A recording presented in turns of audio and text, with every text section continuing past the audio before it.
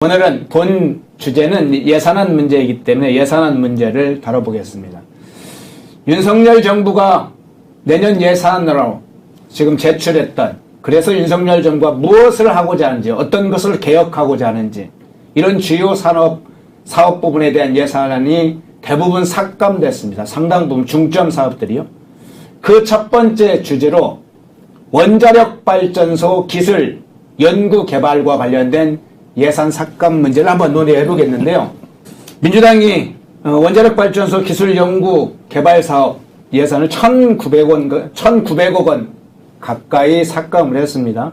아마 문재인 정부 시기에 추진했던 탈원전 기조, 이걸 계속 이어가면서 원전 생태계를 파괴하겠다는 이런 사실은 시도로 보입니다.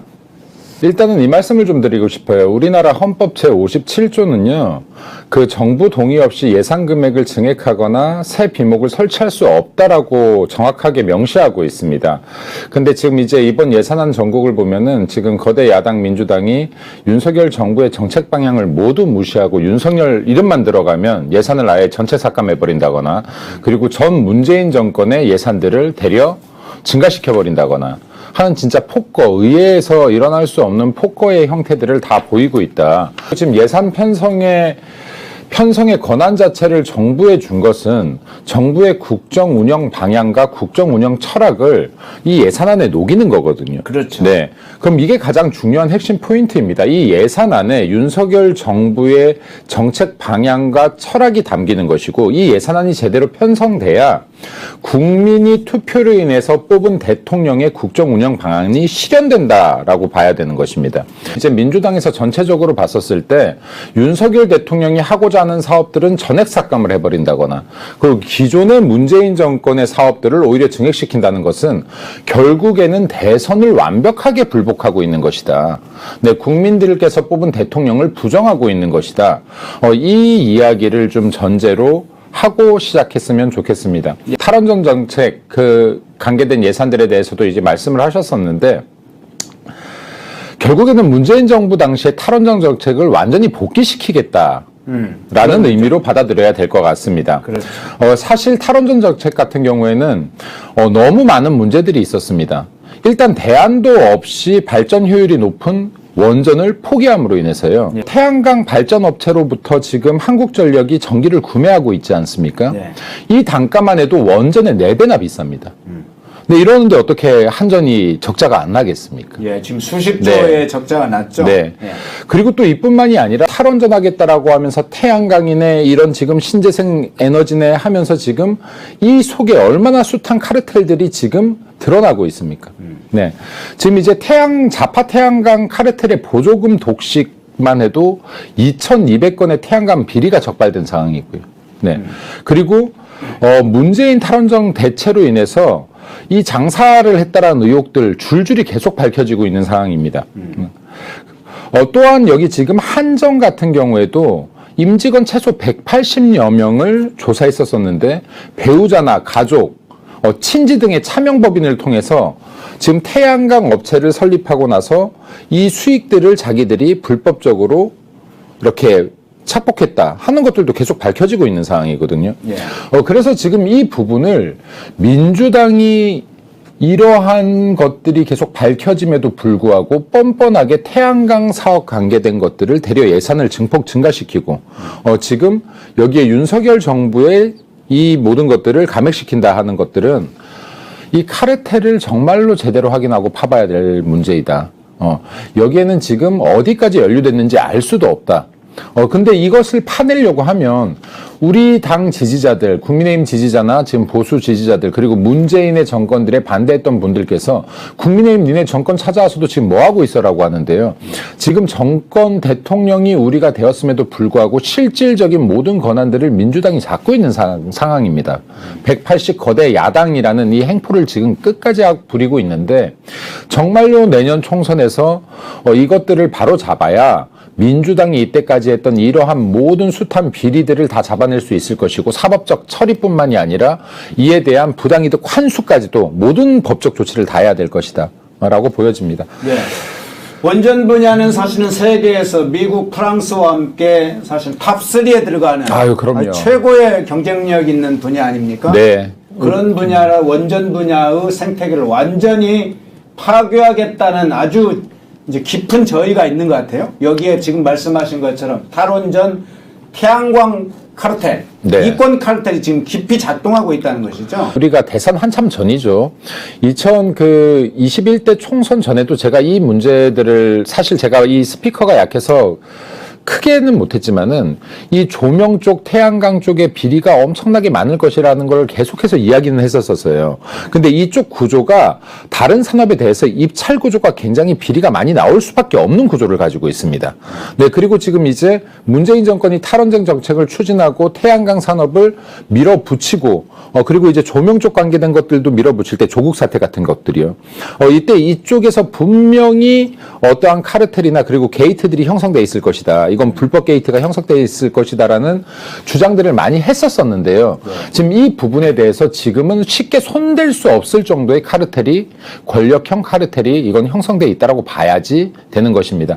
그리고 내년 총선에서 우리가 지금 이 지금 균형이 무너져 있는 이 의석수를 바로잡을 수 있다면 지금 이런 것들에 대해서는 사법적 제재뿐만이 아니라 정말로 엄벌에 처할 수 있는 계기를 만들 수 있을 것이다라고 봅니다. 네. 원전 문제에 대한 책임은 굉장히 중요하게 계속 물어야 됩니다. 사실은 원전 문제 지금 사안이 많아가지고 원전 문제만 다룰 수는 없습니다만은 지금 원전 기술 연구개발 삭감 문제를 첫 번째 사실은 이제 예산 삭감의 사례로 제시를 했습니다만 기억해 주십시오. 원전 기술 이걸 누가 파괴하고 있는지를 기억해 주시고요. 그리고 또 이게 윤석열 대통령이요, 지금 이제 한평생 검사를 했다라고 하는데 제가 볼 때 이게 산업 이해도가 굉장히 빠른 속도 안에 늘었거나 아니면 산업 이해도를 갖추고 있었던 분으로 보입니다. 지금 여기 탈원전을 지금 이렇게 주장하는 무리한 주장들이 아니라 문재인 정권처럼 지금 대려 미래를 보고 탄소 중립 정책의 대안으로 떠오르고 있는 지금 이제 소형 원전 SMR 같은 경우에도 지금 예산 편성을 332억을 했거든요. 예, 근데 이것조차도 지금 전액 삭감했다. 근데 지금 이 부분은 지금 이제 미국이나 프랑스, 러시아, 중국 등에서는 1조 이상을 투자하겠다라고 지금 공표한 상황입니다. 이 산업 부분에 대해서 충분한 가치와 비전을 봤다라는 것인데 지금 민주당은 지금 미래산업과 또 계속해서 역행하는 행위들을 하고 있다.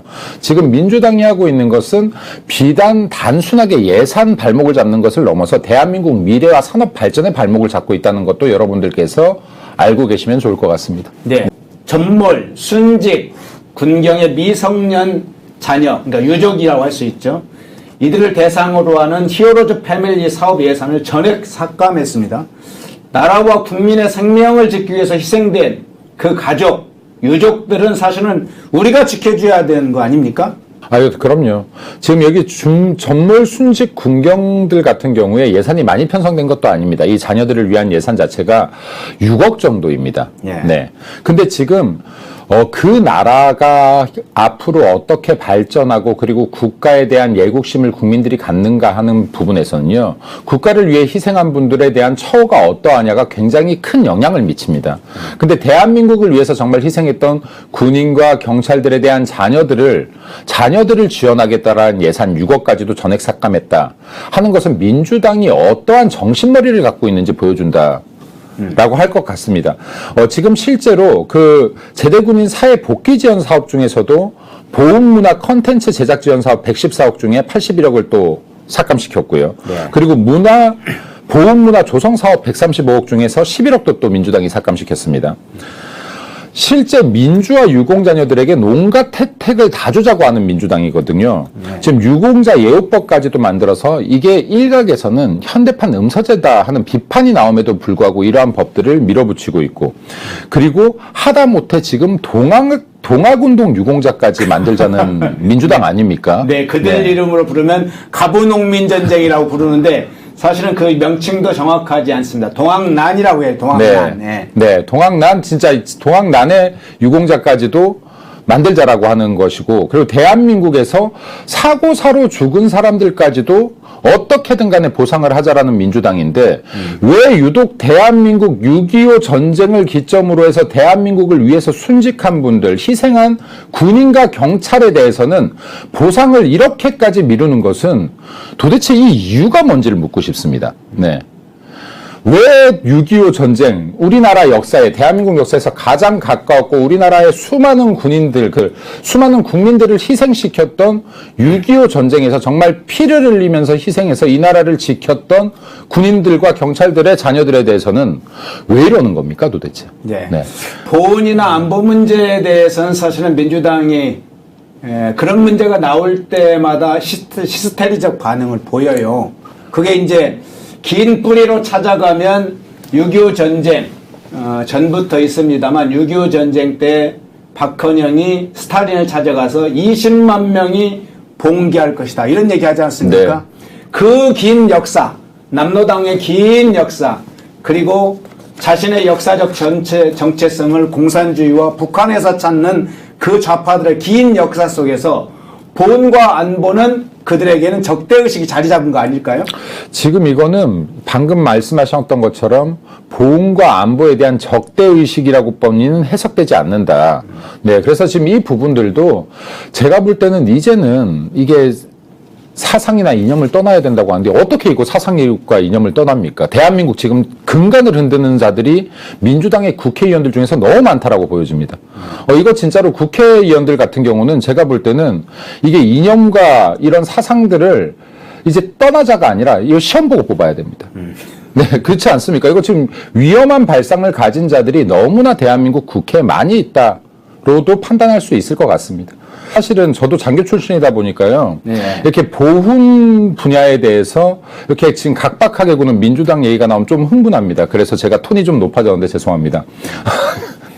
그리고 이 부분들은 더 어떻게 하면 더 넓힐 수 있을지 몇 분 안 남았습니다. 예, 대한민국을 위해서 희생하셨던 분들, 그리고 이 자녀분들, 과연 우리가 그에 맞는 대우를 하고 있는지 다시 한번 생각해 봐야 되고, 더 대우할 수 있는 방법은 없는지 함께 고민하는 것이 맞다라고 생각됩니다. 예. 네. 사실은, 과거의 운동권들 6.25 전쟁은 민족해방전쟁이라고, 인식했고, 대한민국 국군이 적을 퇴치한 것에서 사실은 분노했습니다. 사실은 당일세 김일성의 이 북한인민군이 점령을 해서 민족해방과 통일을 했어야 된다고 믿는 자들이 우리 안에 있는 것이죠. 그러니까 보훈과 안보에 대해서 이렇게 히스테리적 반응을 보이는 것이죠.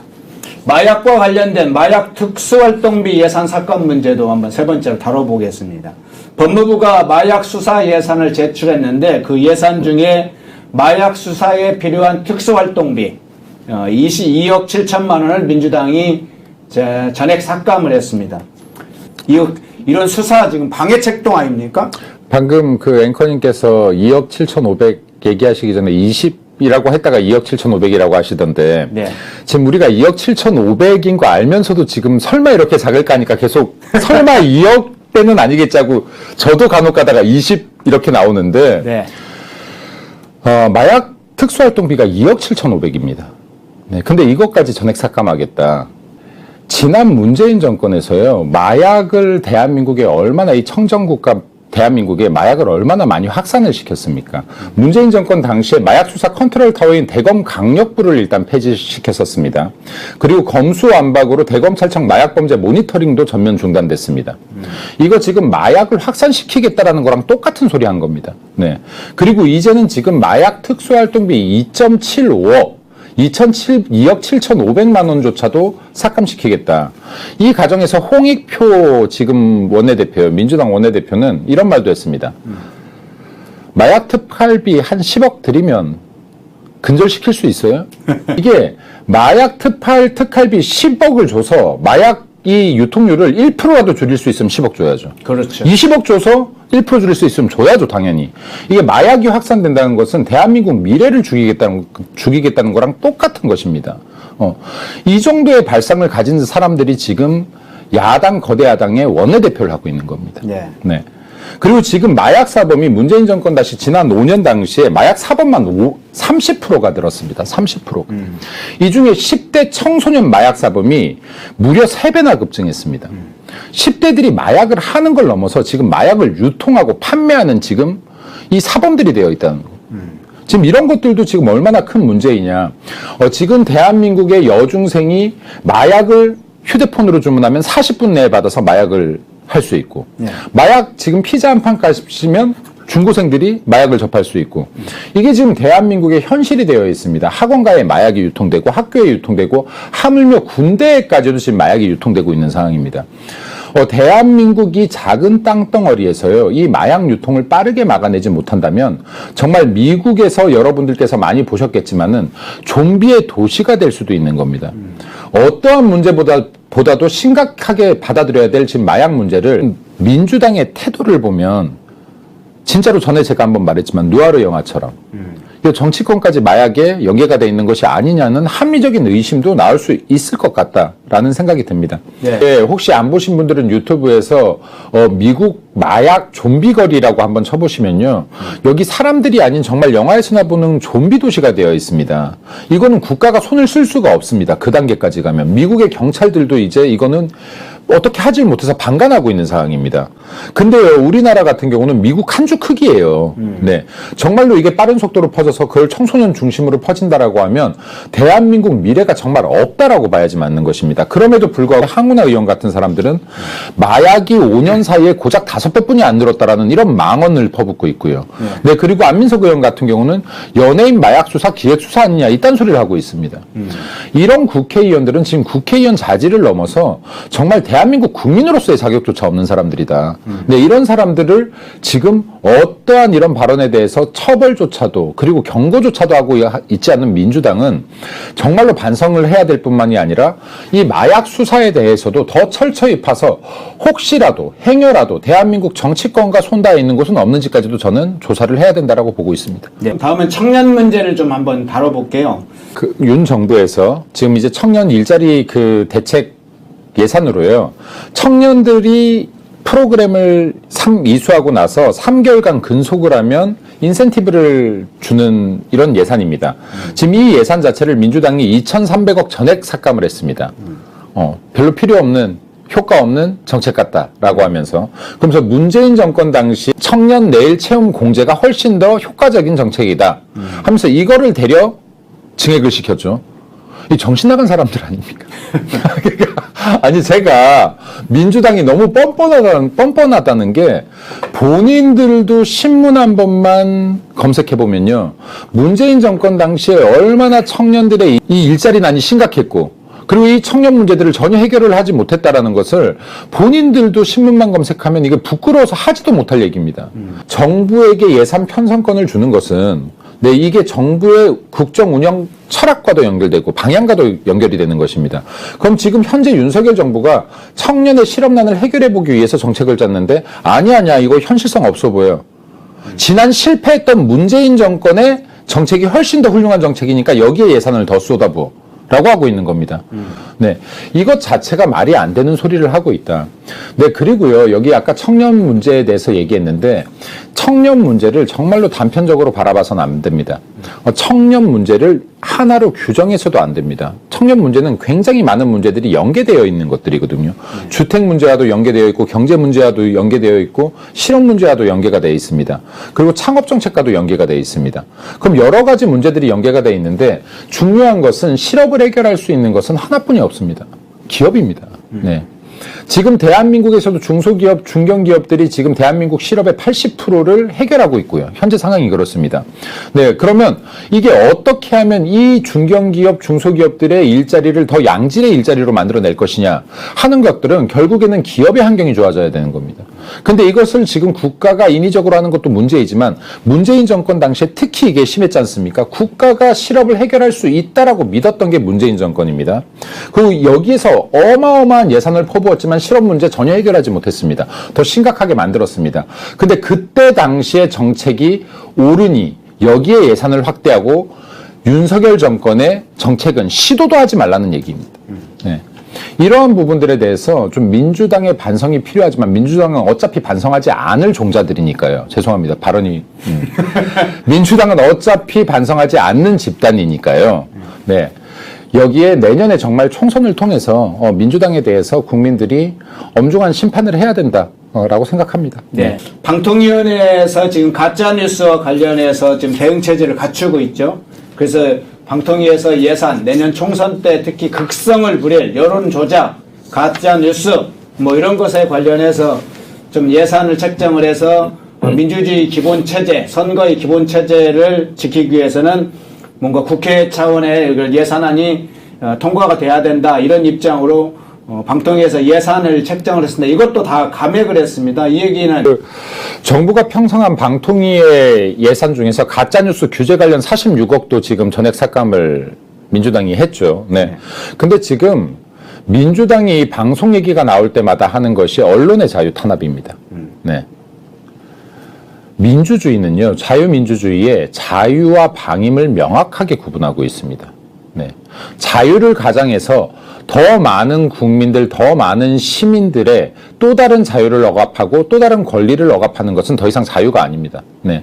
근데 지금 언론들은, 대다수의 언론들이 정말 현장에서 열심히 뛰시고, 그리고 정론 직필하기 위해서 노력하고 있는데, 일부 언론의 탈을 쓴 자들이 네, 가짜뉴스를 생성하고 이런 가짜뉴스로 누군가를 협박하고 누군가에게 빌붙어서 생계를 유지하는 가짜뉴스, 가짜 언론들이 있는 겁니다. 이 사람들 당연히 잡아내야죠. 이 사람들을 잡아내야 정말 현장에서 고생하는 언론인들이 대우받게 만드는 겁니다. 네, 진짜 정론집필을 위해서 노력하는 방송사와 언론인들, 기자들을 대우하는 겁니다. 이러한 사람들 때문에 몇몇의 기자들, 이런 잘못된 기자들 때문에 기자가 기러기라는 소리를 듣는 거고요. 몇몇 부패한 경찰 때문에 경찰이 짭새라는 소리를 듣는 겁니다. 네.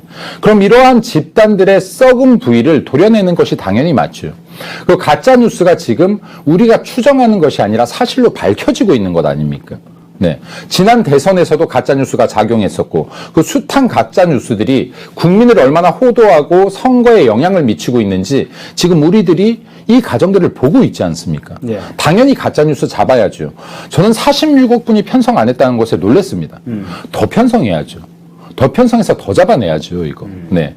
사실 방통위만이 아니라 사실은 이제 경찰 같은 주요 기관들. 그럼요. 이런 네. 기관들에서도 가짜뉴스에 대해서 적극 사실은 대응할 필요가 있죠. 선거 시기에는 특히 여러 가지 뭐 이제 적극적인 정치 활동 후 자유가 보장되어야 하겠습니다만 선거법에서도 예를 들면 타인에 대한 명예를 훼손하는 여러 가지 조작이라든가 이런 가짜 행위에 대해서 적극적으로 엄벌할 필요가 있는데 그러면 이제 경찰만 또는 검찰만 이거 대응하겠습니까? 당연히 방통위에서 특히 방송을 통해서 이루어지는 다양한 형태의 어떤 가짜뉴스, 미디어는 훨씬 더 힘이 세기 때문에 맞습니다. 방통위에서 네. 당연히 이걸 좀 규제해야 되는 거 아닙니까? 맞습니다. 네. 네. 앞서는 지금 이제 5가지 사례를 좀 들었습니다만, 뭐 더 많습니다만 주요 윤석열 정부가 추진했던 중점 사업들 부분 중에 민주당이 예산을 삭감했던 부분을 중점으로 했고 이번에는 한 2가지 주제는 추가해서 이재명이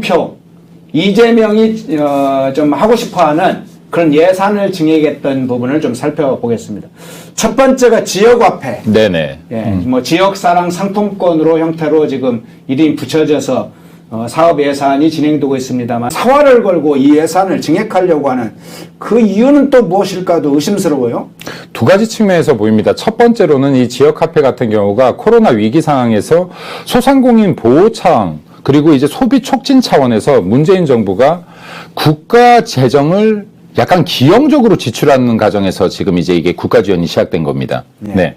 그럼에도 불구하고 당시에 코로나 상황으로 많은 소상공인들이 힘들었고 소비가 많이 이렇게 움츠려들었기 때문에 그래 한 발 양보해서 그래 문재인 정부에서 이렇게 돈을 살포했다고 하더라도 그렇다 치자.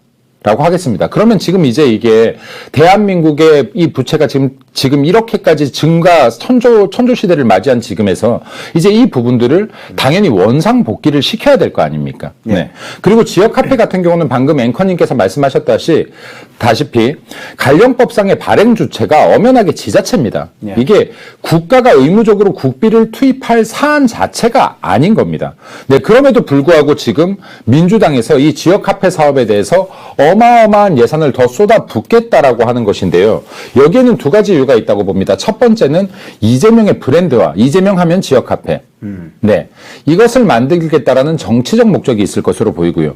두 번째는 이 안에도 분명히 이권 카르텔이 존재할 것으로 의심됩니다. 네. 아까 여기 코나이였나요? 네, 코나이 업체 같은 경우도 마찬가지인데요.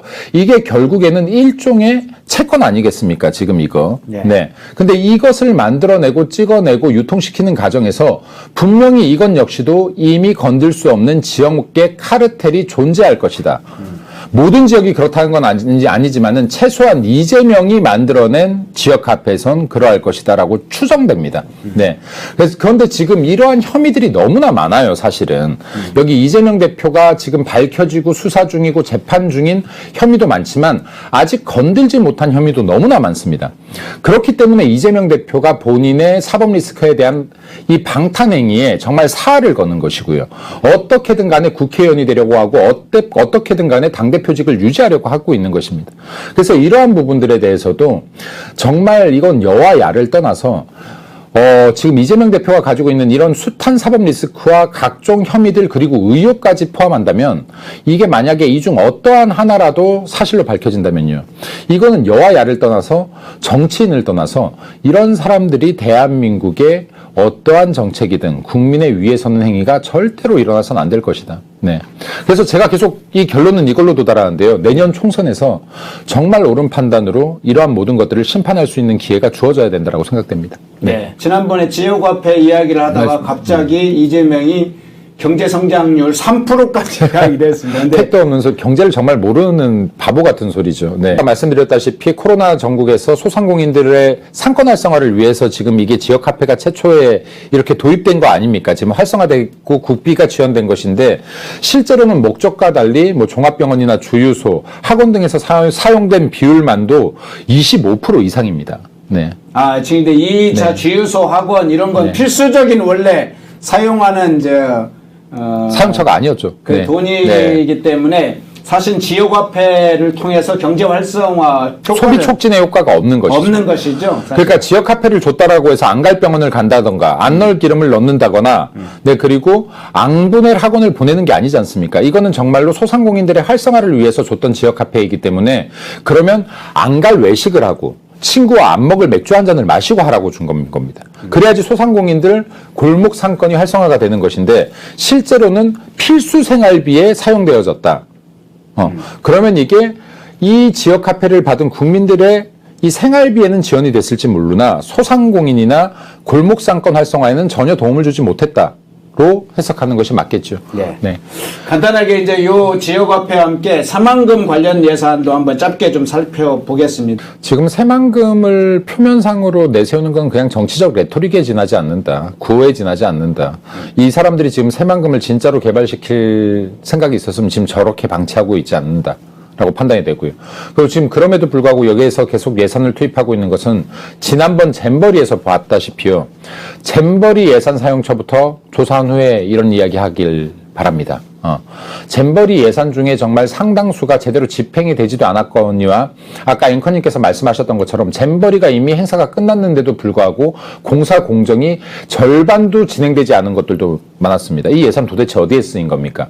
그리고 제가 여기 펜앤드 마이크에 나와서도 한번 설명을 했는데 조달 입찰, 지금 잼버리 같은 경우에도 조달 입찰 과정에서요, 단독 입찰, 한 개의 회사만 들어가서 입찰을 했다거나, 그리고 지역 입찰로 제한함으로 인해서 이 사업을 할 수 있는 역량이 안 되는 업체들만 모아놓고 업체를 선정했다거나 하는 것들이 굉장히 많을 것이다라고 했는데, 제가 이거를 실제 조달 입찰 잼버리 관계돼서 전수조사를 제가 한번 해본 적이 있습니다. 이거 정말로 90% 가까운 것들이 이런 식으로 입찰이 진행됐고, 이 부분에 대해서는 또 언론사들이 조사를 해서 이 부분을 밝혀내기도 했는데, 이거 지금 왜 이슈가 안 되고 있는지 모르겠습니다. 이 부분 파고 들어가면요, 정말 여기에 지역업체와 단합하거나 여기에서 카르텔로 묶인 지역 공무원들부터 입찰 담당자들 다 밝혀질 거라고 봅니다. 그리고 여기 연관된 정치인들도 밝혀질 거라고 봅니다. 그러면 지금 이 부분들도 지역의 카르텔 요소, 그것도 결코 적은 예산이 아니었습니다. 그렇죠. 근데 지금 이건 역시도 국가의 국민들의 혈세를 이런 식으로 특정 업체 밀어주기, 누군가의 이익을 가져가기 위한 예산으로 만드는 것 절대 용납해서는 안 된다. 그리고 같은 예산들이 무한 반복되어서도 안 된다. 지금 잘못 사용된 것이 확인됐다라고 하면 이러한 예산들의 기존 사용부터 꼼꼼히 확인하고 그 이후에 추가 증액을 요청해도 요청해라 라는 말씀 드리고 싶습니다. 네.